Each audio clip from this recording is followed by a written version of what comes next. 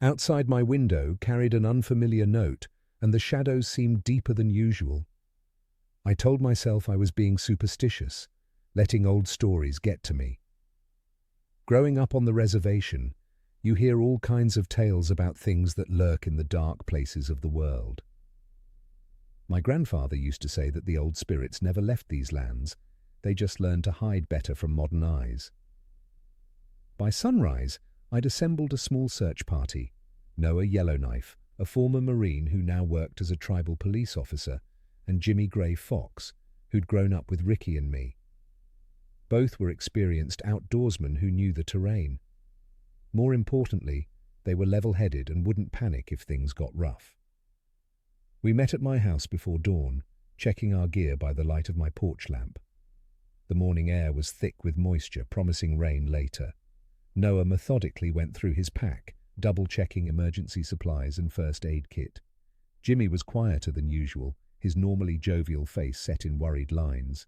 "We'll start at his usual hunting grounds," I said, spreading out a topographical map on my truck's hood.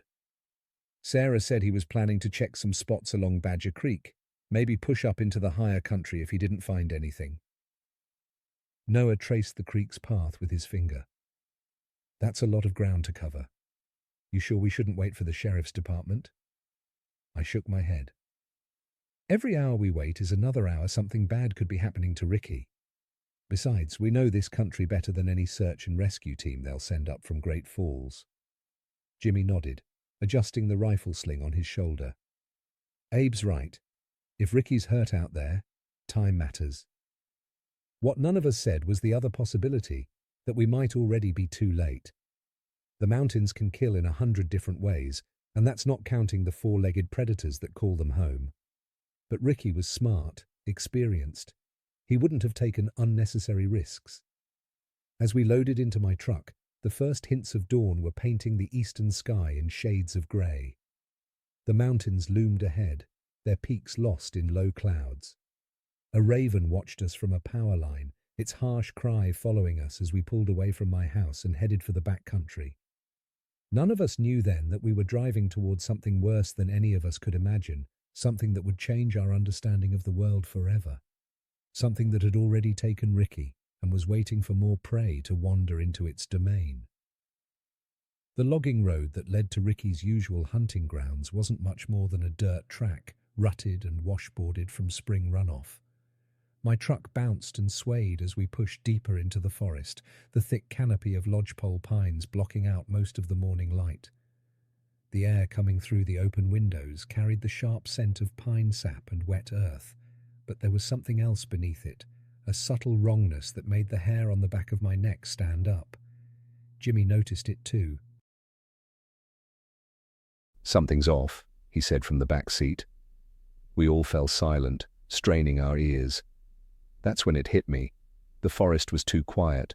No bird song, no chattering squirrels, none of the normal background noise you expect in these woods. Just the crunch of tires on gravel and the whisper of wind through the trees. Noah shifted in his seat, his hand unconsciously moving closer to the pistol on his hip. "Could be a predator in the area. Bear, maybe, or a mountain lion," he said. "Maybe," I said, but I didn't believe it. I'd been in these woods with predators around plenty of times. This felt different, wrong. We found Ricky's truck about 6 miles in, pulled off the road near a game trail he'd often used. It sat empty, a thin layer of dust and pine needles covering the hood. The driver's door was closed but unlocked, the keys still in the ignition, and his hunting pack lay on the passenger seat, untouched. "This doesn't make sense," Jimmy said, examining the ground around the vehicle. "Look at these tracks." He got out, walked to the back of the truck, then trailed off, squinting at the dirt. I knew what he meant. The tracks simply stopped, as if Ricky had vanished into thin air. There were no signs of a struggle, no indication he'd been dragged away. Just footprints that ended abruptly at the truck's tailgate. Noah was examining the tree line with his binoculars. No blood, no torn clothing. If it was a predator, there'd be signs. I popped the truck's hood, checking the engine. Everything looked normal. No mechanical issues that would have stranded him here. The gas tank was nearly full. His rifle was still in its case behind the seat, unloaded. That detail made my stomach clench. Ricky never went into the woods unarmed, not even for a short scouting trip. "We should split up," I said, though everything in me screamed that it was a bad idea.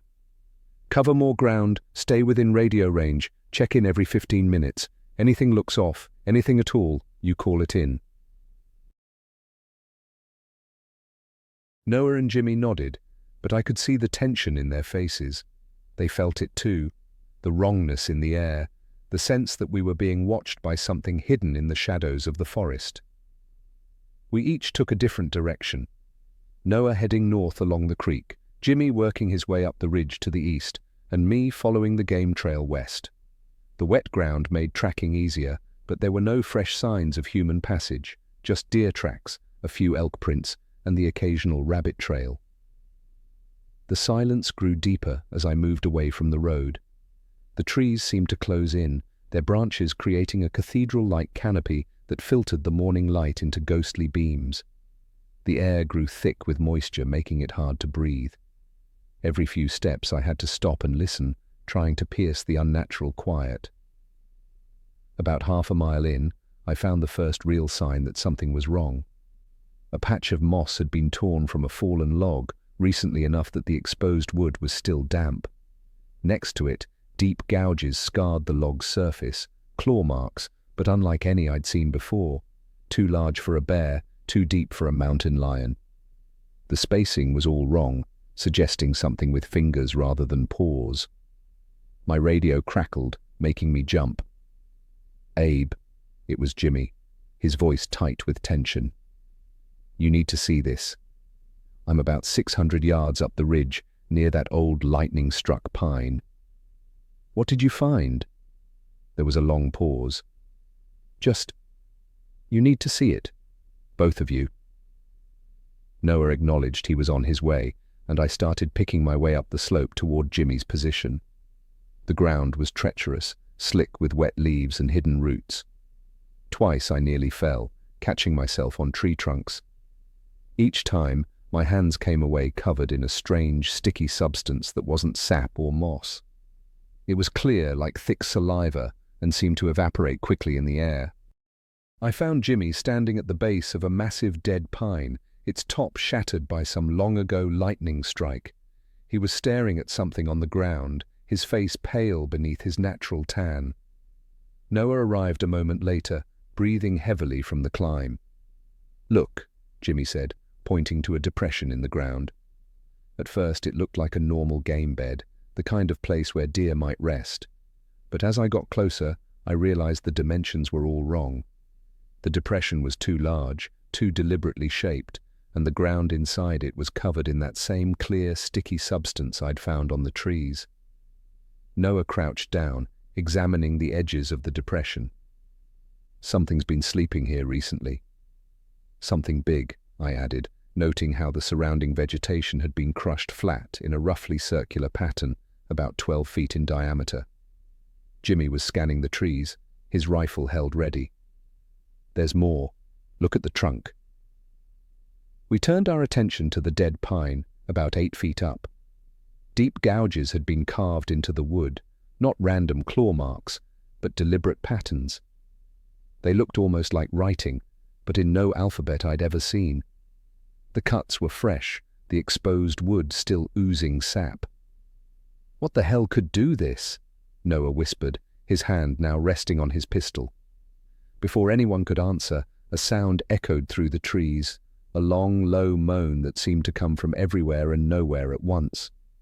It wasn't any animal call I'd ever heard, more like the sound of wind through a deep cave, but with an underlying intelligence that made my skin crawl. We stood frozen, listening as the sound faded away. In its wake, the silence seemed even more oppressive. Then Jimmy's radio squawked, making us all jump. Through the static, we could barely make out words. "Need backup. Oh God, it's not. Please." It was Ricky's voice. The radio message hit us like a physical blow. For 3 days we'd been hoping against hope that Ricky was alive, and now we had proof. But the terror in his voice suggested he might not stay that way for long. "Direction?" Noah asked, already pulling out his compass. I held up my hand for silence, straining to hear any hint of the transmission's origin. The radio crackled again, but this time all we got was static and what sounded like heavy breathing. "There!" Jimmy said, pointing northeast. "Signal's stronger when I hold the radio this way."